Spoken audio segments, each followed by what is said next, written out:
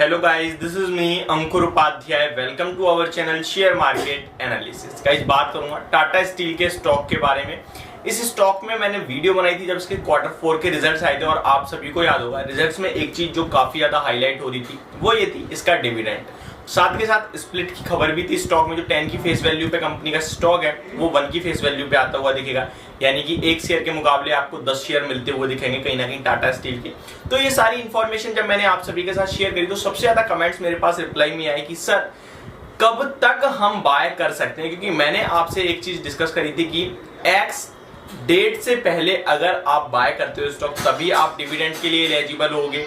Ex date से पहले अगर आप बाय करते हो तभी आप स्प्लिट स्टॉक के लिए एलिजिबल होगे। तो काफी लोगों ने कमेंट करा कि एक्स डेट बता दीजिए, तो एक्स डेट लेकर आया हूं मैं आप सभी के साथ ही साथ इस स्टॉक में कैसा व्यू बन रहा है। इन लेवल्स पे स्टॉक की बात करूं तो कल की मार्केट की वीकनेस में भी स्टॉक बिल्कुल फ्लैट टू पॉजिटिव क्लोजिंग देता हुआ दिखा है।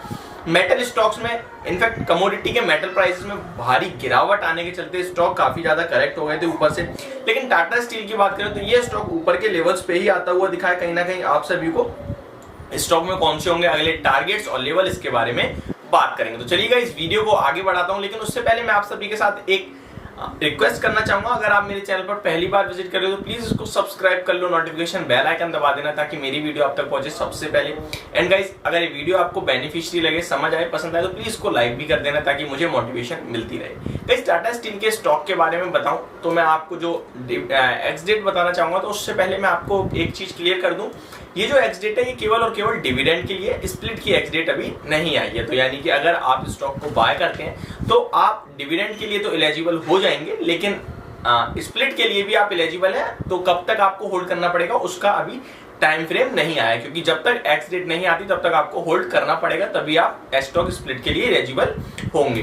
काफी लोगों का ये भी क्वेश्चन था कि अगर स्टॉक स्प्लिट के बाद डिविडेंड कितना हो जाएगा, तो मैं आपसे बता दूं स्टॉक स्प्लिट डिविडेंड के बाद होगा तो आपको डिविडेंड 51 रुपी पर शेयर का ही मिलेगा, जो कि कंपनी ने अनाउंस करा। आई थिंक 51 और 56, I am confuse, let me check first. तो ये सारी चीजें मैं आपको क्लियर कर दे रहा हूं अभी के अभी। तो टाटा स्टील में क्या है कि आप अगर बाय करते हो तो आपको डिविडेंड मिलेगा, और स्प्लिट के लिए अगर आप अभी बाय करते हो और स्प्लिट और डिविडेंड दोनों का बेनिफिट उठाना चाहते हो आप, तो आपको स्टॉक को होल्ड करना पड़ेगा। और कब तक होल्ड करना पड़ेगा इसकी समय सीमा अभी नहीं है, आई नहीं है, क्योंकि स्टॉक स्प्लिट की एक्स डेट सामने नहीं आई है।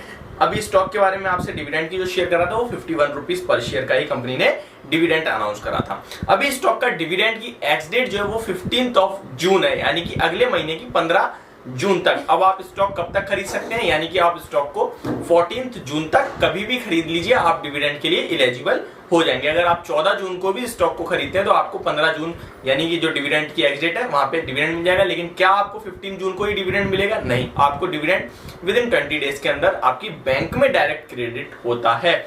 अब स्टॉक स्प्लिट से लेकर लोगों के जो क्वेश्चंस हो सकते हैं मैं उस पर आंसर देने की कोशिश करता हूं। सबसे पहले अगर आप बात करते हैं तो आपको स्टॉक स्प्लिट से क्या फायदा होता है। देखिए, स्टॉक स्प्लिट से इंस्टेंटली कोई भी फायदा नहीं होता है। स्टॉक स्प्लिट का स्टॉक के फाइनेंशियल्स पे कोई भी असर नहीं पड़ता है। केवल जो चीजें होती हैं वो मैं आप सभी के साथ शेयर कर लेता हूं। स्टॉक स्प्लिट से लिक्विडिटी बढ़ जाती है स्टॉक में, नंबर ऑफ शेयर्स बढ़ जाते हैं स्टॉक के, कंपनी के मार्केट में नंबर ऑफ स्टॉक्स बढ़ जाते हैं। इसके बैलेंस शीट पे कोई भी फर्क नहीं पड़ता है, इसके फाइनेंशियल्स पे कोई फर्क नहीं पड़ता है, और इसके लिक्विडिटी बढ़ जाती है और ये लोगों के लिए अफोर्डेबल बन जाता है। इससे ज्यादा कुछ भी नहीं होता है स्टॉक स्प्लिट या फिर बोनस के द्वारा।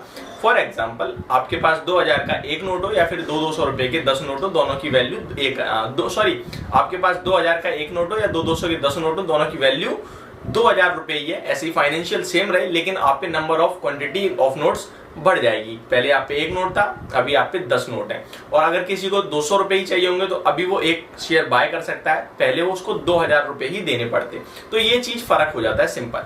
तो आपके पास इफ इनकेस अगर स्टॉक 1300 रुपए पे है और कंपनी की एक्स डेट आती है, आप उससे अगर पहले बाय करते हो स्टॉक को और 1300 रुपए पे स्टॉक की एक्स डेट है, that means stock is going to be on 130 rupees, यानी कि आपका जो शेयर है वो 130 रुपए का हो जाएगा। लेकिन आपके पास जितने भी शेयर है उसको 10 से इंटू कर दी। फॉर एग्जांपल, अगर आपके पास 10 शेयर है तो आपके वो 10 शेयर 100 शेयर हो जाएंगे और आपका शेयर 1300 वाला 130 रुपए का रह जाएगा। आपकी वैल्यू सेम हो जाएगी, बस आपके पास नंबर ऑफ शेयर्स इंक्रीज हो जाएंगे। ये सारी आपके लिए मैंने डिटेल दे दी है। स्टॉक के प्राइस पे बात कर लेते हैं, लेवल्स और सपोर्ट एंड टारगेट पे। अब स्टॉक की बात करूं तो स्टॉक में 1220 रुपीज का एक सपोर्ट है, इनफैक्ट 1200 का सपोर्ट है, 1220 का नहीं। 1200 के सपोर्ट के साथ स्टॉक नीचे में अपना लो लगा के आया 1245 रुपीज का, और ऊपर दोबारा जाता हुआ दिख रहा है जहां पे स्टॉक 1310 रुपीज तक स्टॉक आपको जाता हुआ दिख सकता है। 1320 पे स्टॉक में एक रेजिस्टेंस फेस करेगा। 1320 का रेजिस्टेंस ब्रेक करने का स्टॉक आपको 1340 रुपीज तक या 1350 तक जाता हुआ दिख सकता है। आप अगर इन लेवल्स पे फ्रेश बाइंग करना चाहोगे तो मेरे हिसाब से आपको वेट करना चाहिए और गिरावट में खरीदने के मौके ढूंढने चाहिए। यहाँ पे आपको प्रॉफिट बुकिंग करने की सलाह होगी अगर आप ऑलरेडी एग्जिस्टिंग शेयर होल्डर हो तो। अगर नहीं हो तो आपसे मैं कहूंगा आप डिप का वेट करें। तो ये मेरा व्यू बनता है टाटा स्टील के शेयर पे। होप आप सभी को ये वीडियो समझ में आई होगी और पसंद भी। Thank you so much for watching this video. Have a great day.